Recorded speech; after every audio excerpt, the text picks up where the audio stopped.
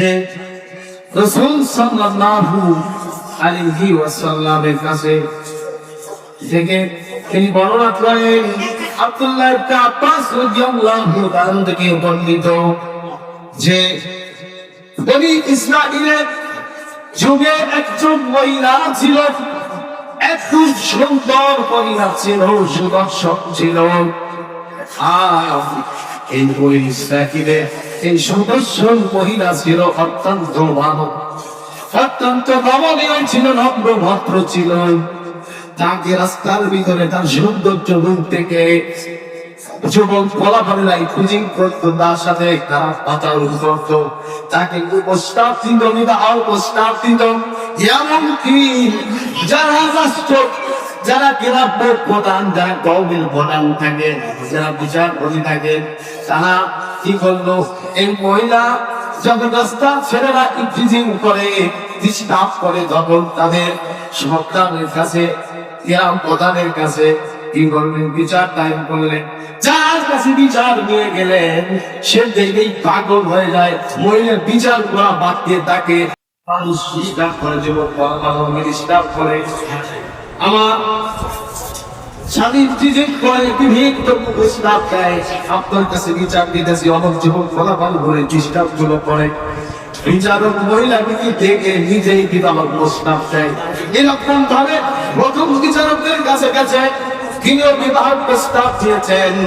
সংক্ষিপ্ত করে বলছে, দ্বিতীয় বিচারকের কাছে গেছেন, তিনিও বিবাহ প্রস্তাব দিয়েছেন। তৃতীয় বিচারকের কাছে গেছেন, তিনিও বিবাহ প্রস্তাব দিয়েছেন। তার সৌন্দর্য দেখে চতুর্থ বিচারকের কাছে গেছেন, তিনিও বিবাহ করার জন্য প্রস্তাব দিয়েছেন। এখন এই বিচার ফয়সালা করবো কোথায় থেকে?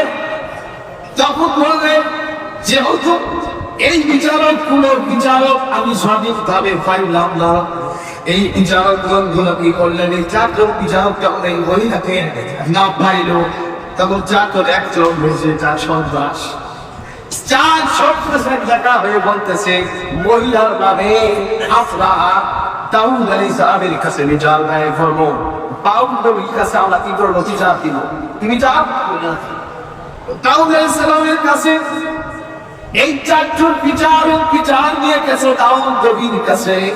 দাউদ আলাইহিস সালামের কাছে গিয়ে বলতেছে, আল্লাহ পয়গম্বর দাউদ আলাইহিস সালাম এই মহিলা কুকুরের সাথে খারাপ কাজ করে।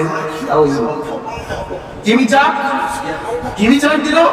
যখন তারা বিবাদ প্রস্তাবে না পাইল, তার নামে অপবাদ চালাইল, অপবিচার পরিচালনা যোগ্য, অপবিচারের প্রস্তাব নিয়ে চলে গেল। মামলা করলে কোন বেরিতেছে, তাও ঠিক আছে। ইয়া বলল এই মহিলা কুকুরের সাথে কি করে, খারাপ কাজ করে। এই কথা দায়ের করে কোন নবীর কাছে গিয়ে দাউদ নবীর কাছে। দাউদ আলাইহিস সালামের কথা শুনে রাজত করে মারার জন্য মাটির ভিতরে খুঁজে মারার জন্য দিলে, ওখান থেকে মহিলাকে করাবো মাটির ভিতরে গেলে বুক পর্যন্ত গেলে তাকে পাথর মেরে হত্যা করা হোক। এই বিচারের ফয়সালা করলেন দাউদ আলাইহিস সালাম। এই বিচারের ফয়সালা দিলে মাঝখান থেকে সুলাইমান আলাইহিস সালাম, সুলাইমান আলাইহিস সালাম মানুষের ভিতরে কুন্দন চলছেন। কেমন কুন্দন চলছেন, মানুষেরা বলাবলি করতেছে, ভালো একদম সুন্দরী মেয়ে, তার নামে কি একটা অপবাদ দেওয়া হলো। আর এই অপবাদ শুনে পয়গম্বর বিচার করলেন যে এত বড় অপবাদ, যে তার সাথে তার খারাপ সম্পর্ক, এর কথা বলার পরে তাকে কি বলা হলো, এই পাথর মেরে রজম করে তাকে দুনিয়া থেকে হত্যা করা হবে। সালাম দেওয়া হলো। সুলাইমান আলাইহিস সালাম বাবার কাছে গিয়ে বললেন, আপনারা দাউদ নবীর ঘরের ছেলে মানে পিতা, আব্বাজান বিচার তো ঠিক মতোই হলো, একটু আমি এইভাবে বিচারের ফয়সালাটা একটু বলে দেই। আমি এইভাবে বিচার কথা বলি, কিভাবে বিচারটা করবো বলা ছোট বলা তো আদর বেশি না। দাউদ আলাইহিস সালাম তাকে কাছে নিয়ে বললেন, সুলাইমান বাবা কিভাবে বিচারটা হবে, কিভাবে বিচারটা হবে একটু শিখে দাও, একটু কম না, কিভাবে বিচারটা হবে।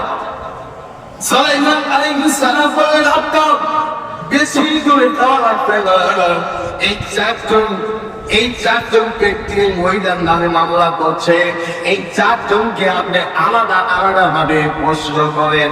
কি প্রশ্ন করব?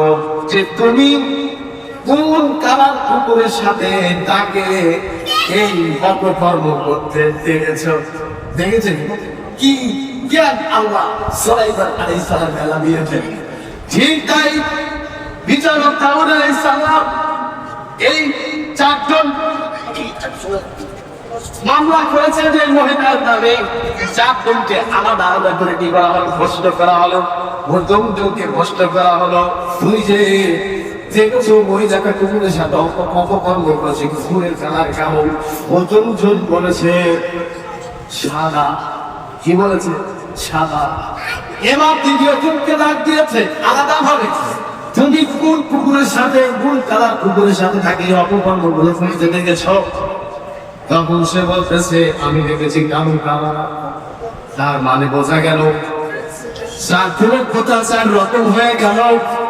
চাকরের কথা 4 রকম, এতেই বোঝা যায় যে তারা কি করেছে? অন্যায় মিথ্যা মামলা মহিলার নামে অভিযোগ করছে।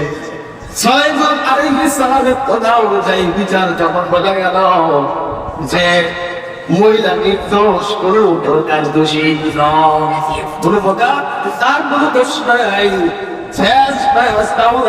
বিচার ফায়সালা করলেন যে চারজন মামলা করছে এই চারজনকে রাষ্ট্রের সামনে নিয়ে তাদেরকে মাটির ভিতর গিয়ে তাদেরকে পাথর দিয়ে হত্যা করা হবে। কি বিচার নবী আলাইহিস সালাম করে গেছে।